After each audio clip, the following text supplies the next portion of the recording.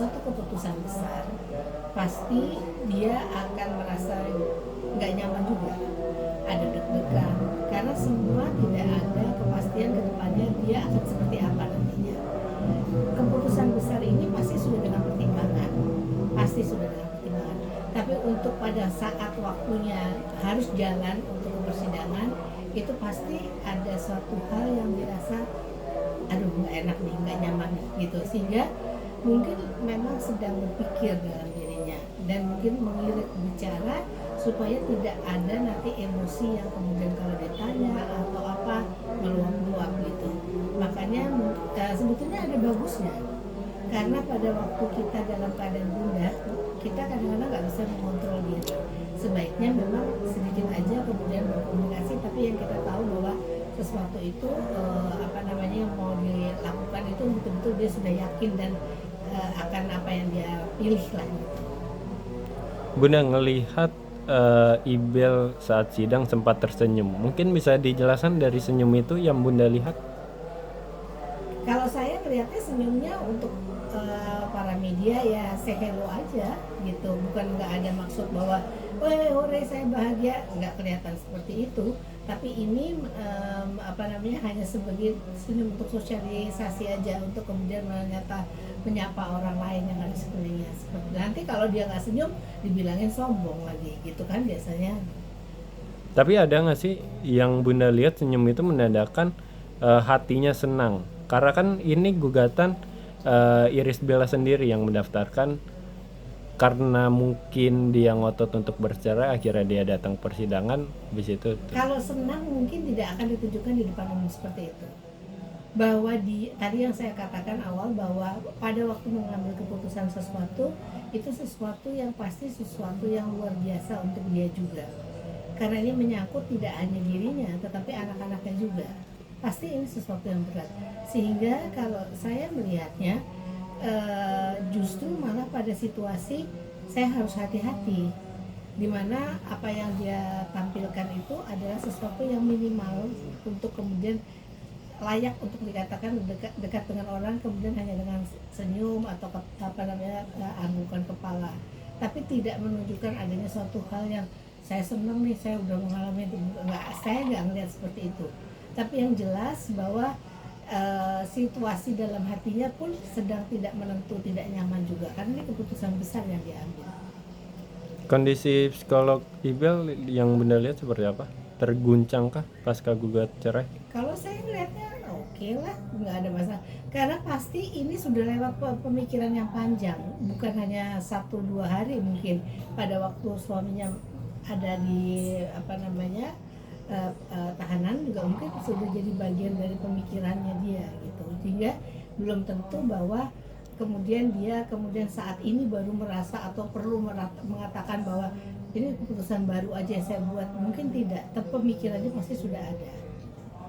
Soal Amar nggak datang sidang cerai seperti apa nih Bunda? Mungkin bisa dijelaskan kondisi psikolog Amar? Kalau saya nggak tahu ya kenapa dia nggak datang, tapi mungkin kalau di dalam perceraian, kalau salah satu yang digugat tidak datang, sebenarnya akan lebih mempercepatkan biasanya. Benar. Hal itu mungkin juga sebagai bahan pemikiran atau bagaimana. Tapi yang jelas saya ngerasa pasti di dalam belakang layar mereka berdua sudah berkomunikasi, dan kemudian ibaratnya sudah sudah ada kesepakatan. Betul. Yang mungkin orang di luar tidak lihat. Apa yang terjadi, bahwa skenarionya harus datang sendiri dan saya tidak akan datang, mungkin juga sudah diperbicarakan sebelumnya. Bunda, dari Bunda sendiri sebagai psikolog melihat perceraian ini yang akan berdampak siapa Bunda? Anak, pasti anak.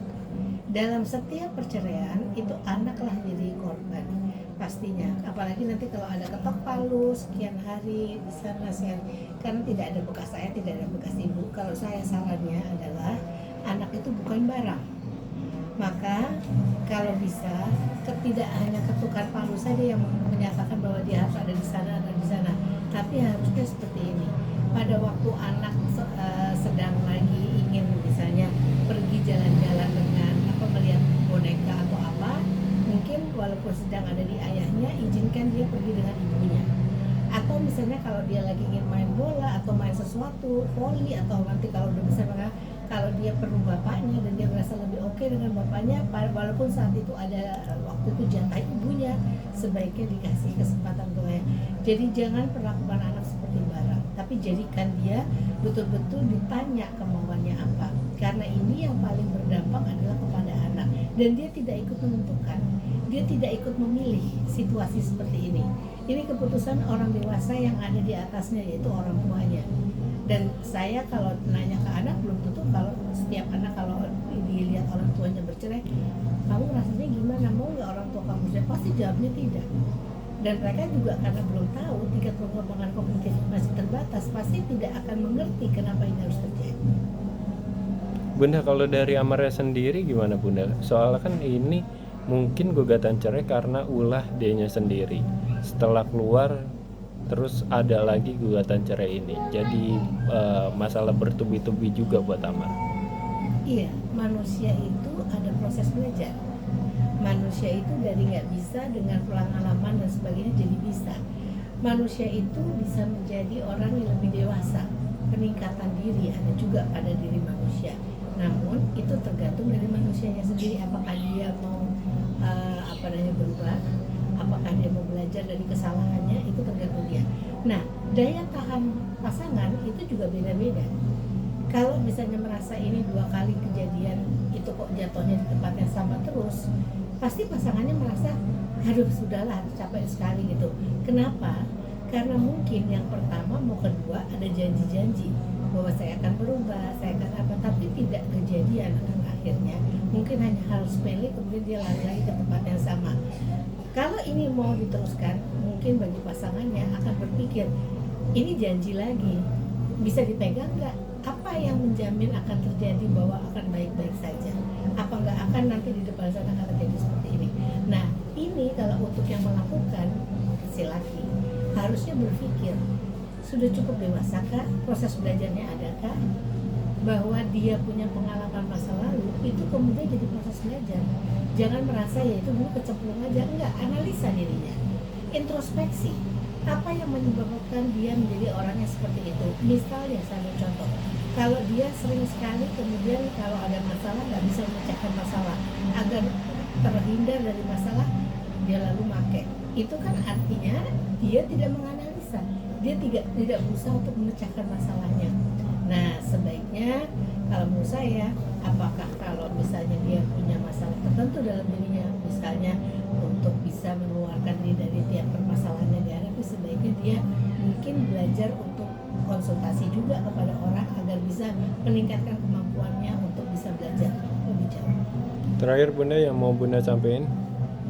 Kalau saya melihatnya begini, jumlah waktu yang dilakoni orang dalam perkawinan tidak menjamin orang akan bisa stay di situ sakinah mawaddah warahmah, tetapi bisa saja di tengah jalan terjadi sesuatu, yaitu perceraian ini. Maka di dalam perkawinan tuh harus ada adaptasi. Si satu pasangan dengan pasangan yang lain harus beradaptasi.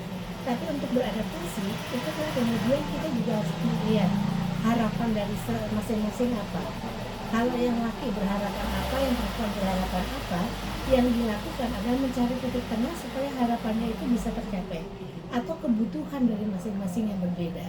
Satu orang ingin bahwa dia tidak lagi kemudian pergaulannya dibatasi, yang satu minta ini, sehingga itu yang harus di-adjust, harus diadaptasi, dan kemudian mencoba memenuhi kebutuhan itu. Kalau dua-duanya nggak ada komunikasi, tidak bisa melakukan adaptasi, tidak bisa menanyakan apa yang dibutuhkan pasangannya, dan pasangannya juga tidak tahu apa yang dibutuhkan pasangan satunya, maka akan sulit. Masalah itu akan ada, karena perkawinan itu seperti paket. Setiap kali dibuka bukusnya ada kejutan. Jadi tiap tahun atau tiap hal-hal tertentu, kalau kita lihat selama perkawinan itu pasti bisa menimbulkan masalah kalau tidak disikapi dengan lebih positif. Oke.